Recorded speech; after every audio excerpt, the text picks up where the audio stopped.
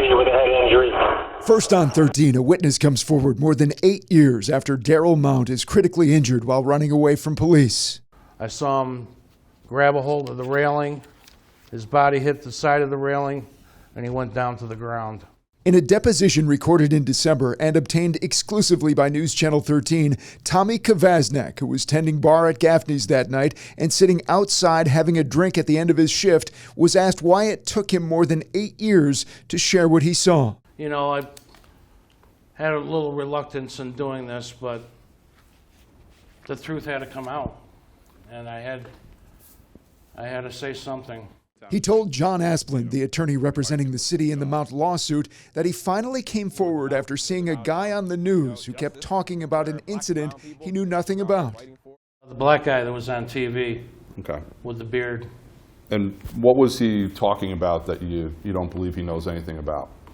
That the police officer threw him off a building. Okay. And you know that's not true because you were there, right? Correct. Kvasnak's testimony lines up with other Gaffney's employees who said they never saw police have contact with Mount until they came to his aid as he lay on the ground. Public Safety Commissioner James Montagnino, a former prosecutor, defense attorney, and county court law clerk, released a 46-page report Sunday night analyzing all of the available evidence in the Mount case. He concludes that at no point did responding officers do anything wrong, and that some in the public have drawn their own wrong conclusions about police. I've witnessed some of them being called murderers to their faces. I'd like it if that can end.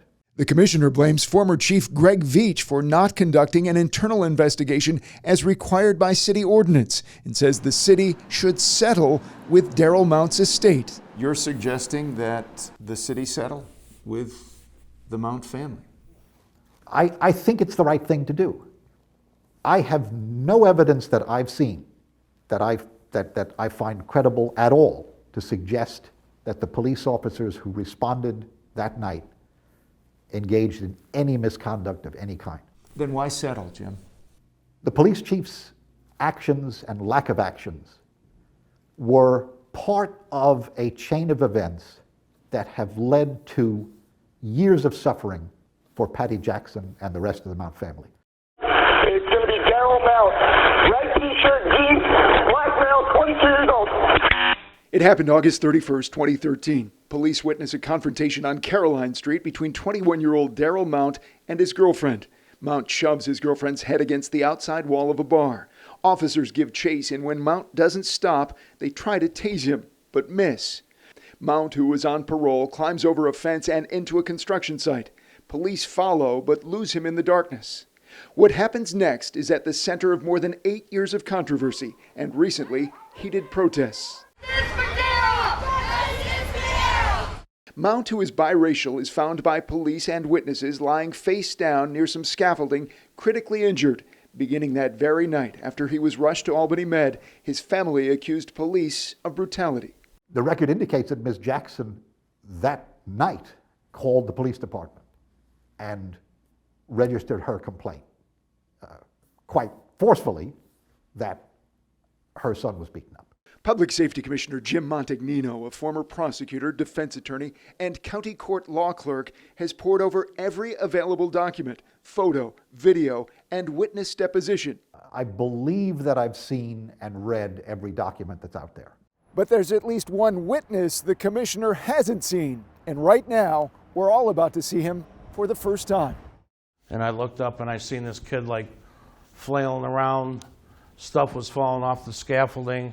His name is Tommy Kvasnak. He was a longtime bartender at Gaffney's and was having a drink outside at the end of his shift that night. Surveillance video confirms he was there. And during a recorded deposition done in December and obtained exclusively by News Channel 13, this is what he said he saw.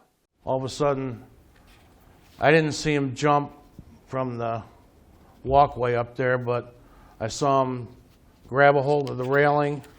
His body hit the side of the railing, and he went down to the ground. John Asplund, the attorney representing the city in the Mount case, questions Kvasnak. Mr. Kvasnak, while you were present in the alley, did you see anybody throw Daryl Mount off a scaffold? No. Did you see anybody throw Daryl Mount off a fire escape? No. Did you see anybody beat Daryl Mount? No. It remains to be seen if this testimony will help settle 8 years of racially charged controversy.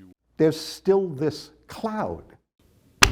Commissioner Montagnino just released this much-anticipated report late Sunday night, providing legal insight and plain-spoken analysis of all the actions of the responding police officers and police leadership.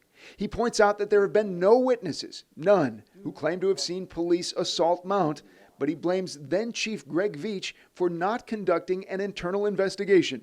Not only did he fail to appoint an internal affairs officer who would have the ethical obligation to be impartial and to marshal the evidence before coming to a conclusion, didn't do that, but took the position and made it absolutely clear to everybody, I've decided what happened here. And anybody who dares to say otherwise, I'll be the one to question them. And while I'm questioning them, I know they're lying.